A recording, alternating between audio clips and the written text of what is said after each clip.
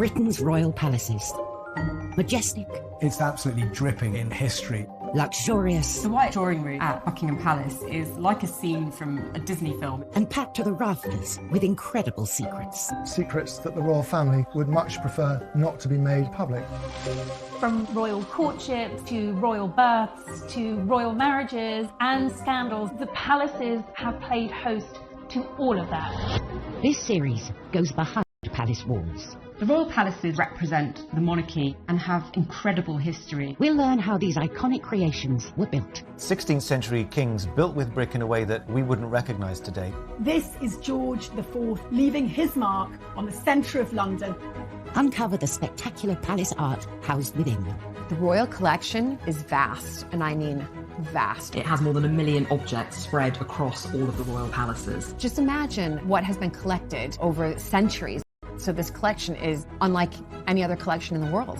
Discover their gruesome stories. It's an amazing insight into the royals' history, but also our common history. Frankly, if you're going to cut the head off a king, it's got to be done in a palace. And relive the recent events that shaped the modern royal family. The whole case was an absolute fiasco and a huge embarrassment. The Queen was particularly aggrieved that Harry had done it in the way that he had. This is The Secrets of the Royal Palaces.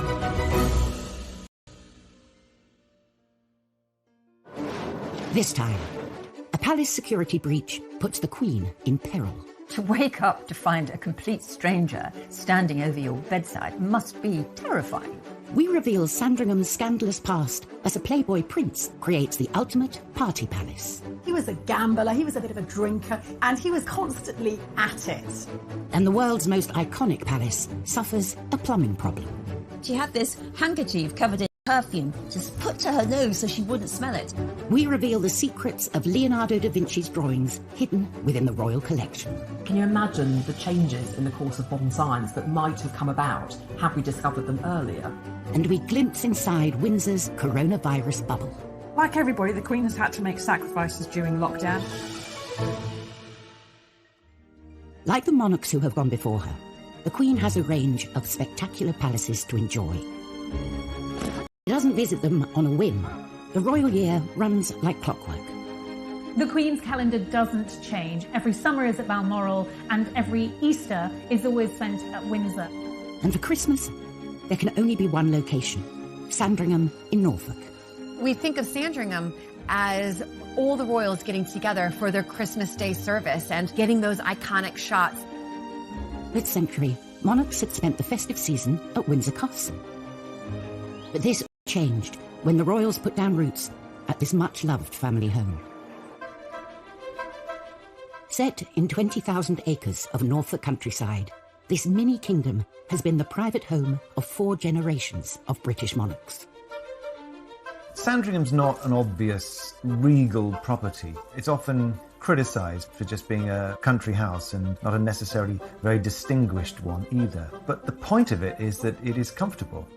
I think Sandringham occupies a unique position among the royal residences, and each succeeding generation of royals has loved it.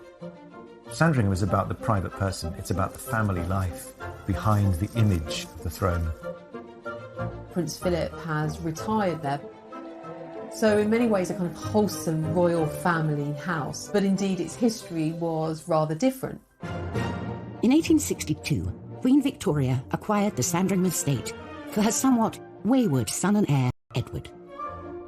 Edward was notorious. As much as his parents were sort of chintzy and conservative and domestic and dull, Edward was revolting, libidinous. He was a gambler, he was a bit of a drinker, and he was constantly at it. He had a voracious appetite for women. Marlborough House, Edward's London home, was notorious. Sandringham would be a sobering retreat where he could grow into the role of king. Get him back on track, stick him in an off-path, off-beat estate, and see if we can't improve his behaviour somewhat. Edward threw himself into the project, demolishing the original Georgian house to make way for a new retro house. Sandringham was a style which some people call Jacobean. It's a generic 16th into 17th century revival. It talks about an age of historical confidence. It's youthful, it's a bit extravagant, but by no means too extravagant. The new Sandringham looked sensible on the outside, but inside it was a palatial party house. You wonder what the architect's brief was for Sandringham. If you have a checklist for the racy young monarch-to-be of the 1860s and 70s, you might want a bowling alley or billiard tables. But you've got to have the space to entertain people and to get engaged in country pursuits. And if you are a Prince of Wales, you've got to do it in style. Edward also made the most of Sandringham's vast estate, turning it into a shooting paradise, complete with Europe's largest game larder. It was less in many respects about the house and more about the grounds, this kind of playboy park, for want of a better expression, which is where a lot of Edward's attention went.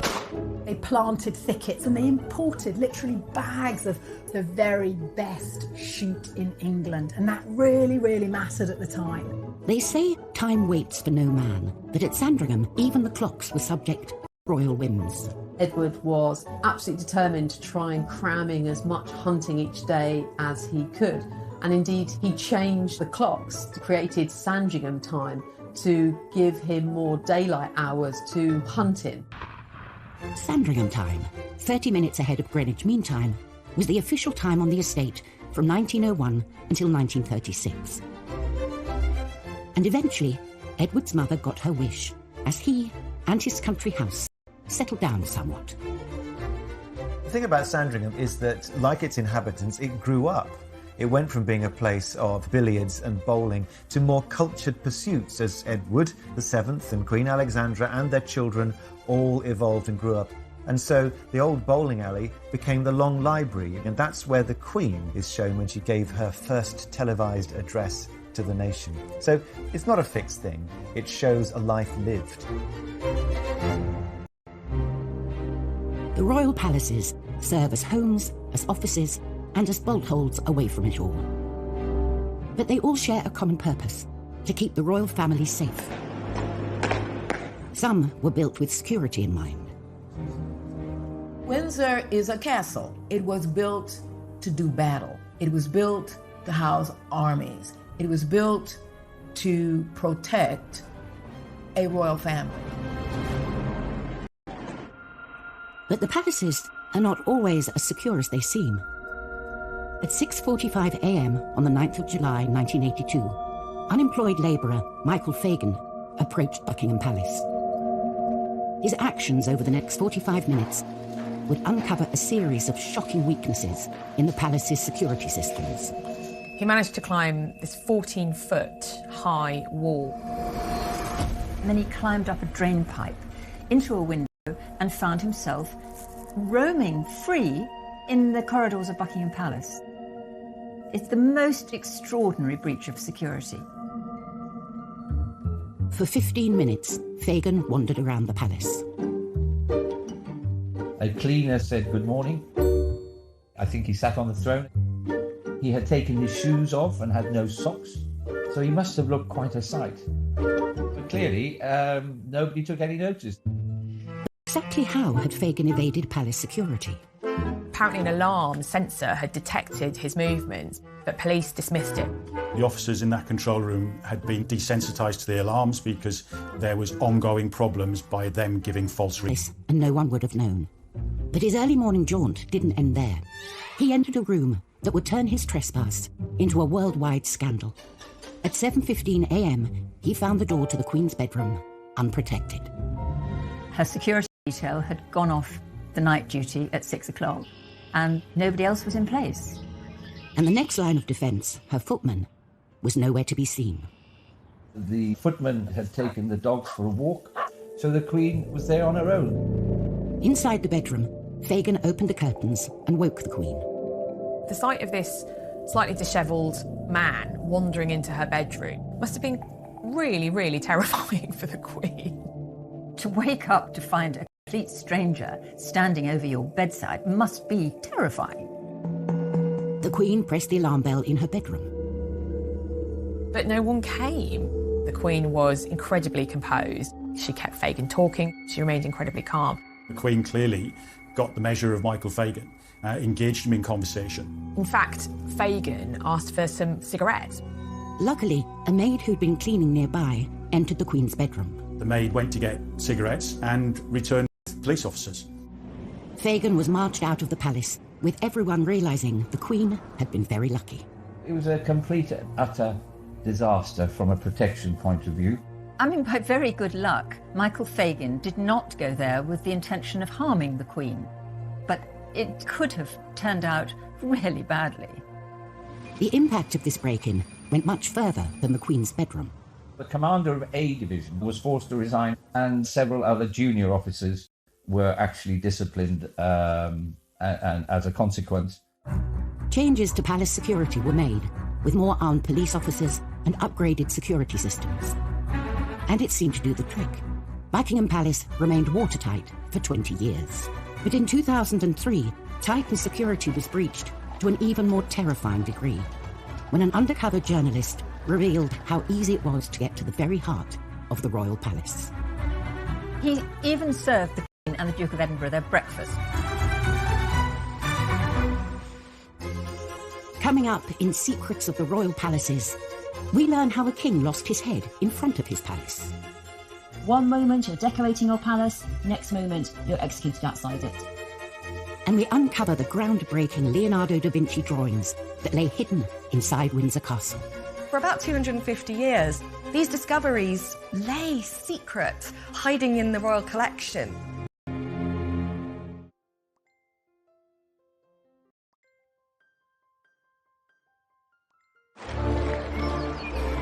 Royal joy and celebration. But they have also been the site of the royals' darkest days.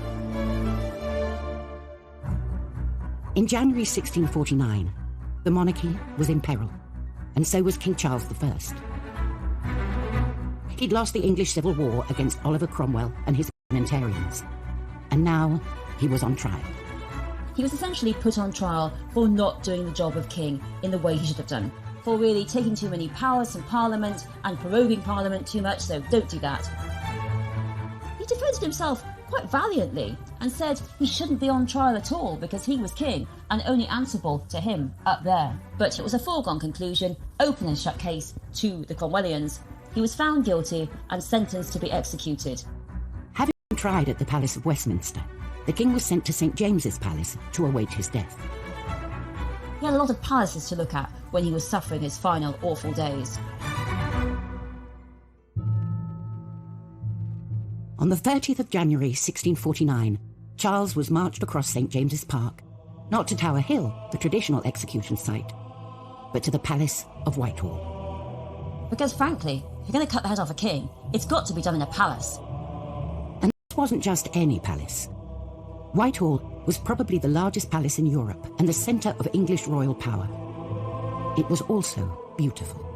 At the banqueting house of Whitehall, Charles I actually decorated the roof with these incredible Rubens paintings.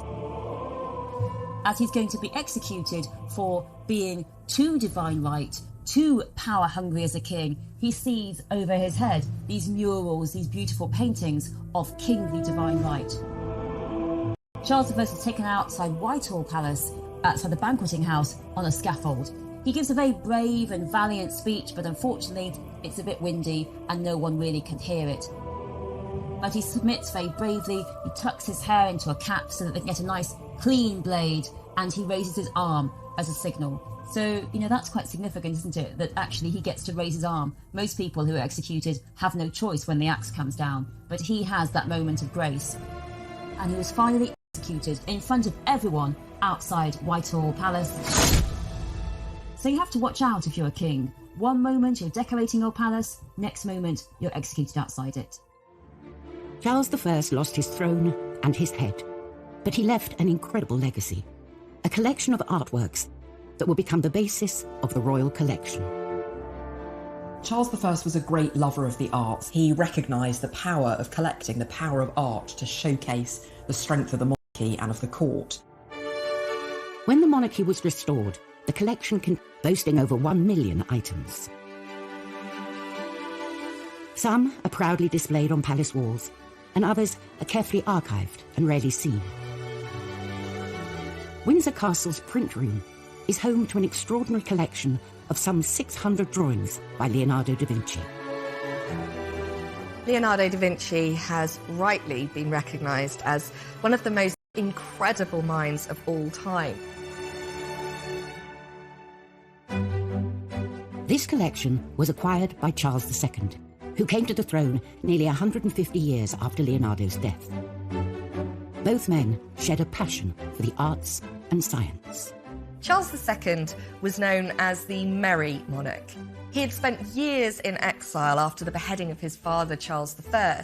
And when he came back, he was absolutely determined to invest in the arts and in the sciences. That was going to be his legacy. He founded the Royal Observatory, he sponsored the Royal Society, which was the oldest scientific institute anywhere in the world. For hundreds of years, this collection of drawings has been kept hidden at Windsor, where only a privileged few could view them, including a young Prince Charles. As a boy, Prince Charles was rather taken by these drawings and spent some time with archivists looking at them. And when he later told the family what he'd been doing, they thought it was all rather strange because, of course, they'd all been outside messing around on horses, and he had been locked inside looking at the drawings of Da Vinci. In 2019, the public were allowed a glimpse of this rare collection, as hundreds of them went on display at Buckingham Palace's Queen's Gallery. 2019 was a mesmerising moment. They'd always been lent in small numbers to individual exhibitions, but there was a huge exhibition at the Queen's Gallery. Actually, these drawings were never intended to be seen at all.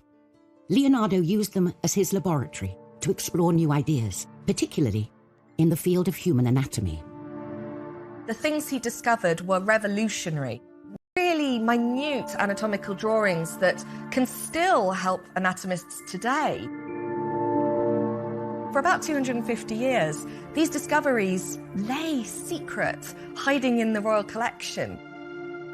But can you imagine the changes in the course of modern science that might have come about had we discovered them earlier? But the drawings had still more secrets to reveal. Secrets that would lie hidden to the naked eye. Royal palaces house not only priceless treasures and centuries of history, but also the royals themselves. Keeping the palaces safe and secure is of paramount importance. In 1982, Michael Fagin's intrusion into the Queen's bedroom revealed the cracks in Buckingham Palace's defences. 20 years later, they would be tested again, but this time the intrusion would go unnoticed. In 2003, Daily Mirror journalist Ryan Parry decided to put royal security to the test. Could he get into Buckingham Palace by applying for a job there? The application process was surprisingly straightforward. Parry gave the pub where he'd grown up in Wales as a reference. And when the palace phoned, the barmaid apparently on the phone yells out to the pub, "Does anyone know this Ryan Parry bloke?" And a regular who's sitting at the bar said, "Oh, I know him. I know that Ryan Parry. Oh, I know him. He's a good bloke." And on that basis, the personnel of the royal household employed him. Ryan Parry started work as a royal footman. To expose the access he had, a covert Daily Mirror photographer was positioned to snap him. These images showed he was at the heart of the royal household, with no proper security checks. He was shown riding on a state coach, and even stepping out onto the famous Buckingham Palace balcony. I just had to kind of, kick myself and think, I can't believe I'm actually standing at this very spot. The distinctive uniform was his past. Once he'd got the uniform, there seemed to be a trust. He used his access to all areas to nose around the whole palace. He even served the Queen and the Duke of Edinburgh their breakfast, and he took photographs. It was the most extraordinary scene. They had their cornflakes and cereals in Tupperware boxes. We imagine perhaps that the Queen eats off silver salvers on a daily basis, but actually she doesn't. She eats just like the rest of us. Parry's unlimited access to the palace even coincided with a presidential visit by George W. Bush. There is no state visit more important or, frankly, more crawling with security than an American president visit to the Queen of the United Kingdom. And Parry had all of the details of the It was shocking that he could get a job that easily with so little security checks and clearance. He could have been someone who was looking to kidnap and hold ransom for financial gain, a senior member of the royal family, or even, for whatever means, perform an assassination on a senior member of the royal family. And just as the president was settling into his suite at the palace, amid some of the tightest security Buckingham Palace gates, He'd finished his duties at 11 p.m, folded up his uniform, packed his bags, and just walked out. the next day the Mirror published his story, 15 pages of detailed insights into life at Buckingham Palace. My brief was particularly to look at the security procedures in place. But a lot of what you wrote, obviously, was more kind of below-stairs tittle-tattle, wasn't it? Sure, but I mean, that was all part of my information gathering. The palace were furious because, of course, Ryan Parry was undiscovered. They only knew about it when they saw the front page the following day. This wasn't just a breach of security. They'd had an intruder who had taken photographs of their space, their private life. The Mirror claimed the undercover operation exposed lapses in security rather than in invading royal privacy. You have to look at how those flaws are exposed and how, in fact, you make sure you deal with them. So that shouldn't be allowed to happen again. An inquiry into the incident led to a new vetting procedure being introduced to ensure the palace is kept watertight. But for those tasked with keeping the royal palaces secure, the challenges remain. Palaces and castles are not prisons. You don't have ack-ack guns, you don't have huge amounts of barbed wire. And the royals themselves do not want the intrusion, so you have to balance that their homes with security, and it's not an easy job.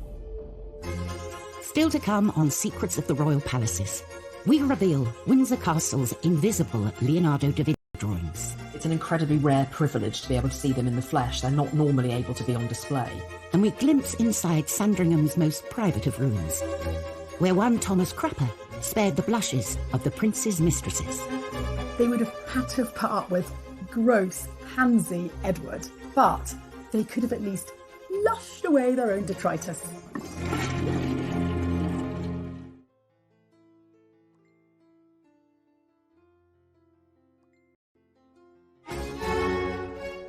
The royal palaces are home not only to the royal family, but to some of the most important artworks on the planet.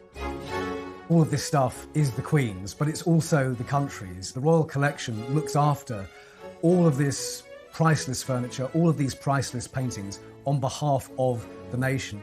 Amongst the collection is this rarely seen set of some 600 drawings by Leonardo da Vinci. Acquired by King Charles II over 350 years ago, they're still revealing their secrets today. One of the things that would have really appealed to Charles II as both a collector and someone with quite a scientifically inclined mind was Leonardo's mirror writing.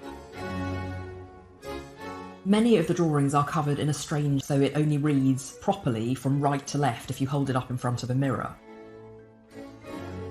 I'm not entirely sure why he did it. One argument is that he was left-handed, and so by writing across the page, he wouldn't be smudging his own ink as he went.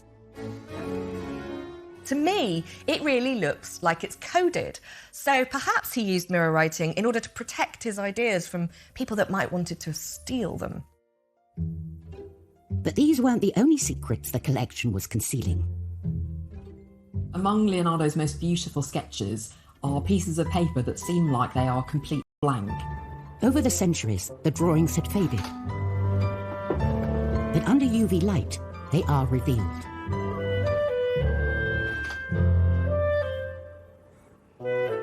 These scans show some colour that has faded away, sketch lines that we didn't know existed. There's one particular image of a horse that we didn't know Da Vinci had done because it had faded so badly no one could see it until it was scanned. Over 500 years after they were drawn, these treasures of the royal collection are still disclosing new information. There is an intimacy, an immediacy, a modernity about them that looks to me like they could have been drawn just yesterday or today. The drawings he created are extraordinary. There's nothing else like them. The royal palaces and the artworks they contain celebrate the nation's nation's history. But there are some moments in the past that the royals would rather forget. Buckingham Palace hosts over 50,000 visitors a year, and everything must be just so. But during the reign of Queen Victoria, the usually fragrant air was fouled by the Great Stink. A visitor to Buckingham Palace in the 19th century would have come near to fainting from the smell. It was disgusting. It was awful, and that was because the sewers, they were completely overloaded, so they leaked. And they leaked human waste all over the floor, particularly all over the floor of the kitchens. Yes, very, very hygienic.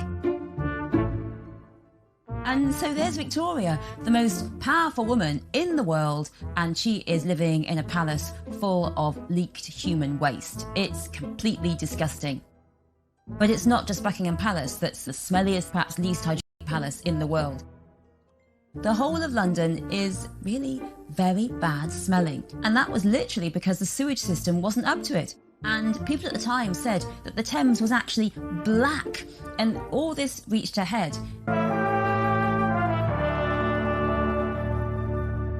And Queen Victoria herself, well, she soldiered on. But there was one day in which she and Albert had to go out on the Thames for a royal visit to see this steamer that was really one of the sights of London at the time. And Victoria was ready. She was a prepared kind of queen. She had this handkerchief covered in perfume to put to her nose so she wouldn't smell it. But even, she said, after 2 minutes, she couldn't cope. So she had to say to the boat, go back to Buckingham Palace. She really felt she was about to faint. She said to her daughter Vicky that she'd been half poisoned by the smell of the Thames.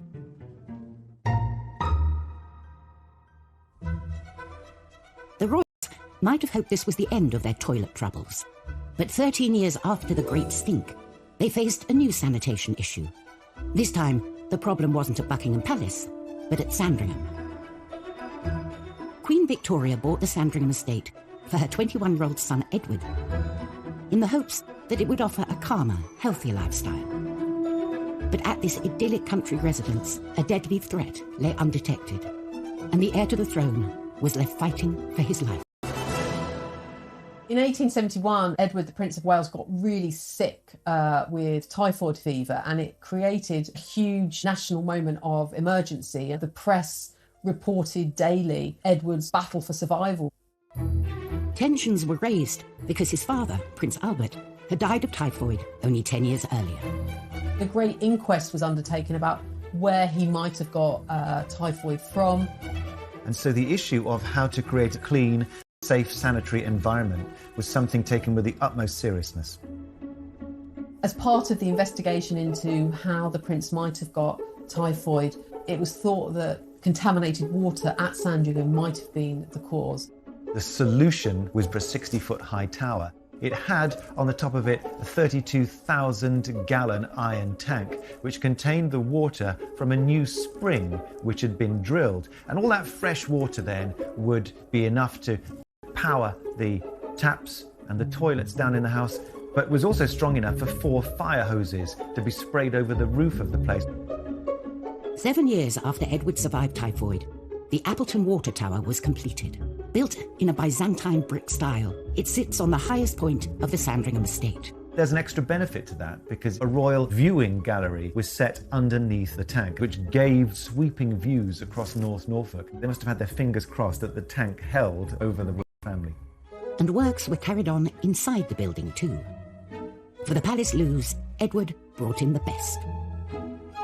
Thomas Crapper's name, eclitation engineer. He went from toilets being bog standard to creating a new standard for bogs. He's not the inventor of the flushing loo, but he's one of the men who patents it and makes money from it.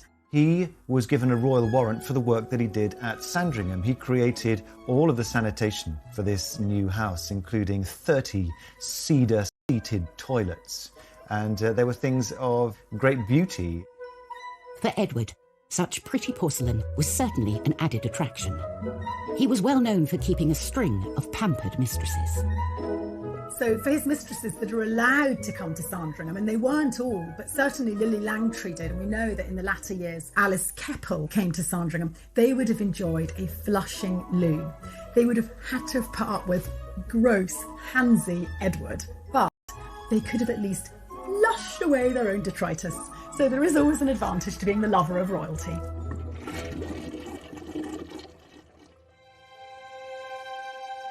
Throughout history, the British royal palaces have withstood wars, floods, and fires. But in 2020, the world faced an unprecedented threat. As the deadly coronavirus pandemic took hold, palace officials scrambled to protect the Queen. It's probably more important that the Queen is isolated than anybody else. The government depends upon her, so were she to succumb to the pandemic, Then, aged 93, the Queen and Prince Philip, almost 99, were considered at extreme risk. 4 days before the rest of the country officially locked down, the Queen left the capital and was whisked away to Windsor Castle. Having a castle like Windsor Castle to lock down in is almost ideal. It's built as a fortress. But even Windsor Castle would need an extra line of defence against this new enemy. So the royal household set up something known as HMS. Consists of a team of 22 loyal staff members who supported the Queen and the Duke through lockdown. Like everybody, the Queen has had to make sacrifices during lockdown, and she's managed to pare her staff down to just the basic 22. You know, a couple of chefs, an army of gardeners, a valet or two, some housemaids, housekeepers. I don't think she'll be making her own dinner quite yet, but it's definitely a stripped-down version of the huge amount of staff and courtiers she normally has. Before entering Windsor for their 3-week shift, every member of staff would have to undergo a week's quarantine and COVID testing.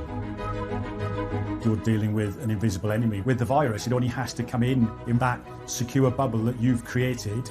Getting it wrong is not an option. Despite the strict new measures, spirits in Windsor remained high.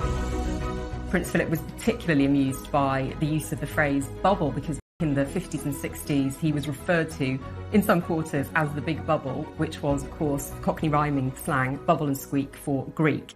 So the first number is 5 and 8, 58.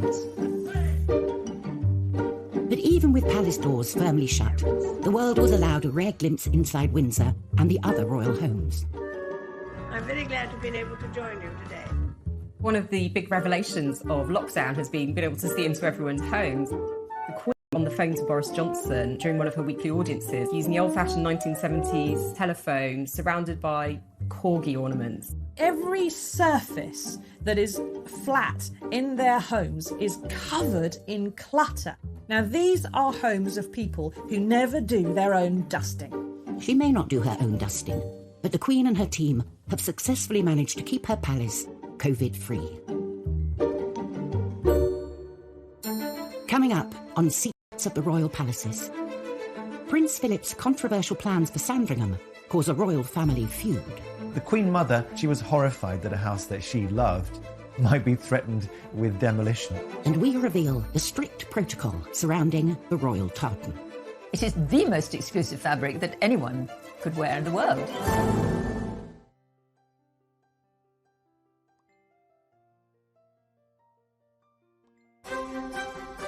Sandringham.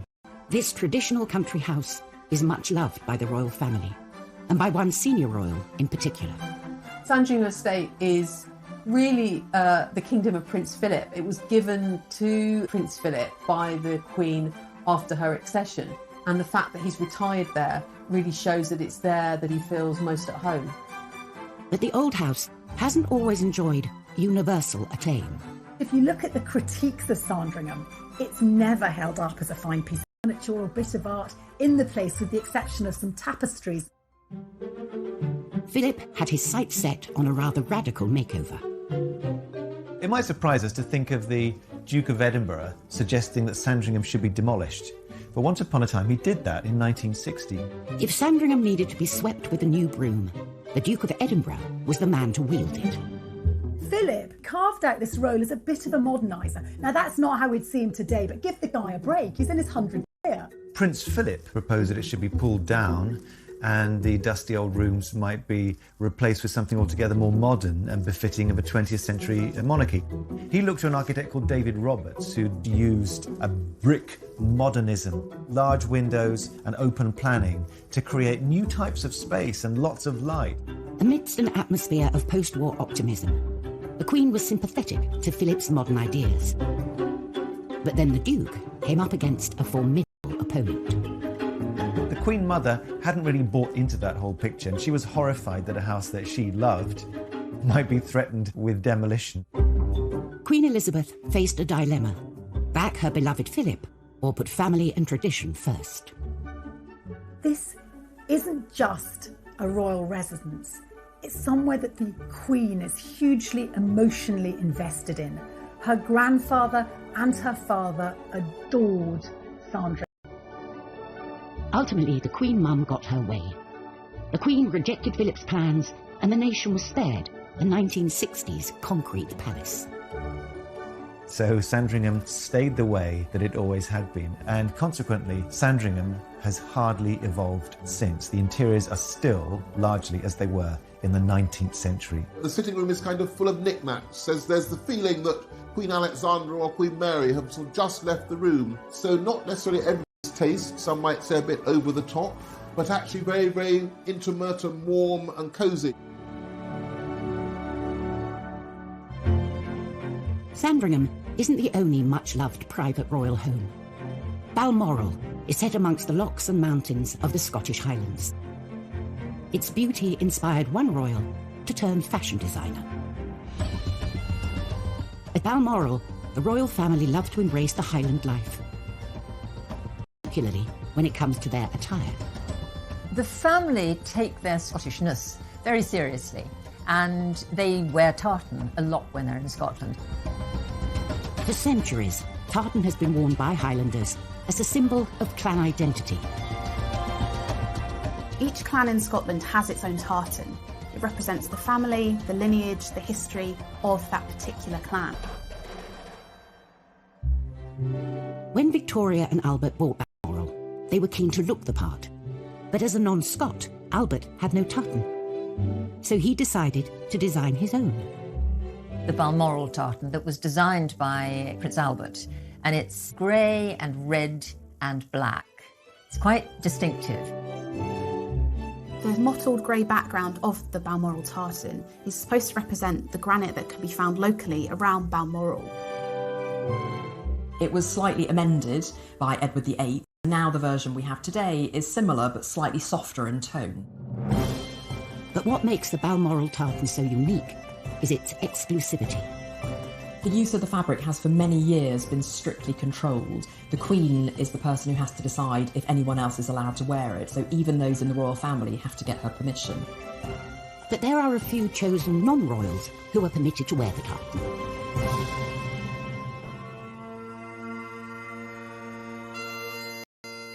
Bagpipe players on the Balmoral estate and also the Queen's personal piper are the only non-royals who are allowed to wear this tartan. So, unless you're on first-name terms with the Queen, you're going to have to take up the pipes and move to Balmoral if you want a chance to wear this unique royal tartan. It is the most exclusive fabric that anyone could wear in the world. Next time, at Highgrove, Prince Charles turns his country residence into Fort Knox. If you ever go to Highgrove, you won't see the security. It's invisible. At Kensington Palace, a queen held captive. The Kensington system becomes a Game of Thrones, a battle of wills between the Duchess and Conroy on one side and Victoria on the other. And at Sandringham, a witness from Prince Philip's crash reveals what really happened. The driver couldn't move. It was quite obvious it was Prince Philip.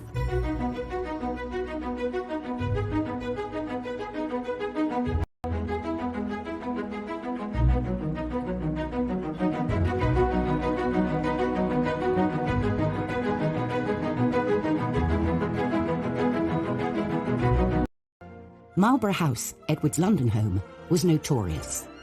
Sandringham would be a sobering retreat where he could grow into the role of king. Get him back on track, stick him in an off-path, off-beat estate, and see if we can't improve his behaviour somewhat. Edward threw himself into the project, demolishing the original Georgian house to make way for a new retro house. Sandringham was a style which some people call Jacobean. It's a generic 16th into 17th century revival. It talks about an age of historical confidence. It's youthful, it's a bit extravagant, but by no means too extravagant. The new Sandringham looked sensible on the outside, but inside it was a palatial party house. You wonder what the architect's brief was for Sandringham. If you have a checklist for the racy young monarch-to-be of the 1860s and 70s, you might want a bowling alley or billiard tables. But you've got to have the space to entertain people and to get engaged in country pursuits. And if you are a Prince of Wales, you've got to do it in style. Edward also made the most of Sandringham's vast estate, turning it into a shooting paradise, complete with Europe's largest